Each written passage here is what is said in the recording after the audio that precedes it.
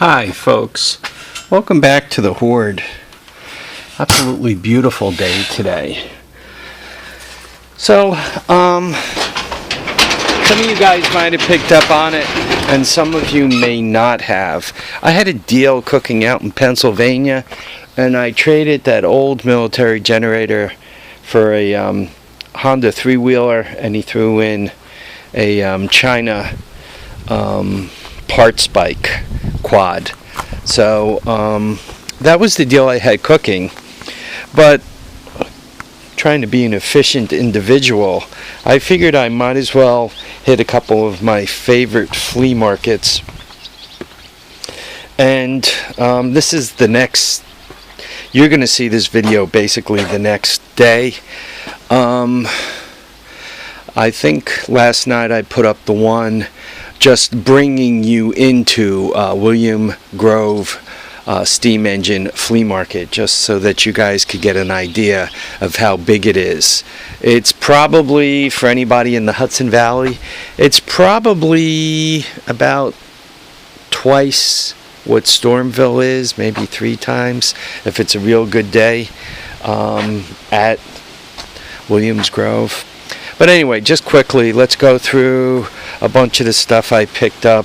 A lot of this stuff is $1, like 6 packs of firecrackers were $1. The hook was actually $2. These Husky screwdrivers were $1 each. The Furby was $1. I use these a lot. Made in America, right? This was $2. Made in New York, according to this. I find that I'm using these more too to get measurements on things. It's just a pocket ruler. It's $1. This pocket ruler was $1. These guys were $1 each. I happen to like the fit and finish on them. 8 and 10 millimeter. Then, like, I picked up a whole batch of stuff. Like all of that was $5. I mean, that was $1. He was $1. How could you not pick them up for $1? The Simpson Meters were $2 each, and these are, here's one you could read, 0 to 30 AC amps, and by the studs on the back of it, it looks like it really will do that. These, I mean, these are older. They probably were made in Chicago, if not up in Canada. So when you're buying these kind of meters for let's see if I can't get one that opens a little easier, for $2 each, they're really very hard to pass up. I mean, they come with the studs and all that stuff, but that's what they look like.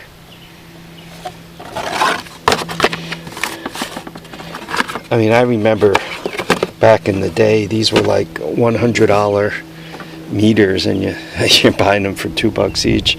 So I guess you go to Harbor Freight and they give you a DVM for free, so that's how valuable they've become. We've already looked at the skull. This was a $3 weather radio, and it has a plug-in jack also, and it runs on batteries. Never been used. Still wearing the foam. So $3.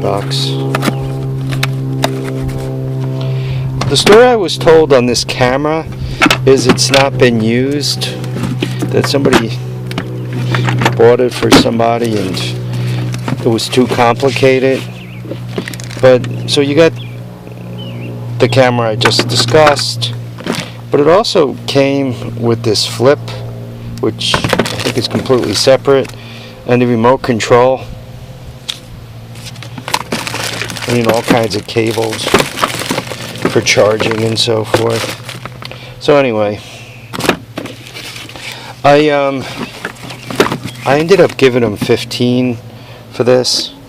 Kind of taking a chance on that because it might be okay, which is now another spare camera, or it might be junk, at which time I got screwed. York County Cookbook. the woman who I bought this from had a whole pile of them, and she said she was part of writing them. I find a lot of interesting, not necessarily recipes, but a lot of interesting way of putting food together in a lot of these cookbooks. So I spent the whole 25 cents on that. We already talked about that. Was kind of a mix and match set. This is a welding cable. You put the rod in there, and anyway, I gave him $5 for it. It's probably almost that in copper.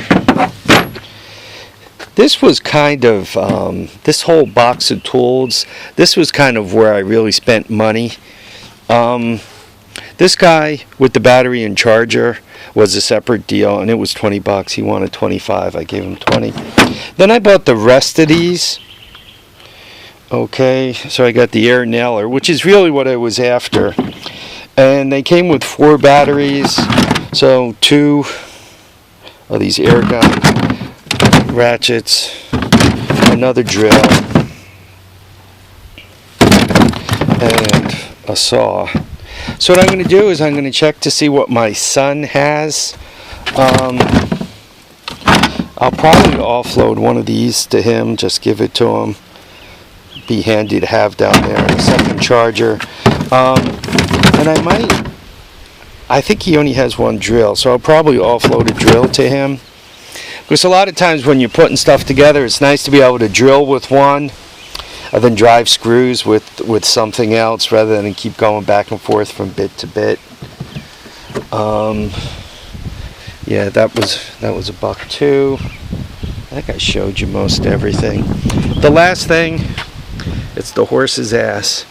I have a friend of mine, close friend from work, who collects these, Terry, and she really loves these carousel horses.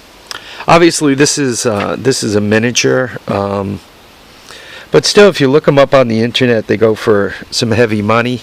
I mean, it comes with the brass pole, including the little ball on top. I went $15 on that. I'll get a nice big smile from Terry for that. And other than some food, that's about it. This stand goes with the horse. So some of you might say, boy, you bought a lot of stuff, but not really. This thing also has a second use. Let's say your knee hurts, you tear up your knee. Well, what you do is you pick this up with one hand, and then you see this fleshy area right here, right there, and you take the other hand and you just do a little acupuncture, right?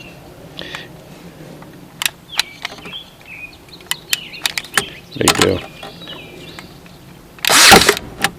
Right, and you drive a nail right into that fleshy part right there, and I guarantee you will forget about all the pain in your knee. It'll be gone.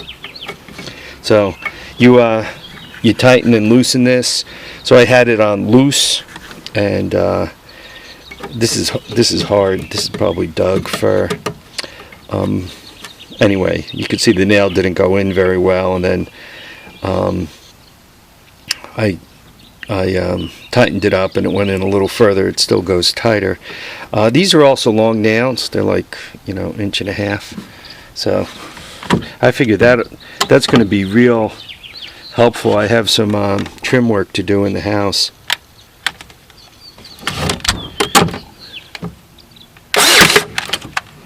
So like that, it drove it all the way in. As a matter of fact, and it came out the backside. I don't know. Are you seeing my finger right there? I think you are. Maybe you are. Maybe you're not. Yeah, so it's sticking out. So so this was 20 with the battery and a charger, and the rest of these were 120. This is the size nail I'm driving, just to give you a comparison to my hand so you can figure it out. I don't know, that's probably a 2-inch nail. Yeah, that's a 2-inch brad. So that was all the bargains for me this weekend. I mean, It's almost like a person going on a binge. I left my home. Oh, and it also came with a radio. Here's another battery in it.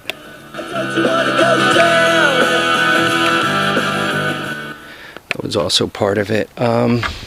Anyway, to some extent, I almost went on a flea market binge. I left my house at 5 a.m. on Saturday. I got back 2 o'clock today, which means I was gone, I don't know, what is that, 31 hours. In that 31 hours, I hit a flea market. I cut the deal on the quad and three-wheeler, and hit another flea market. Stayed at my son's house. Then I hit another flea market and came home. So it was quite the junk collector's binge weekend.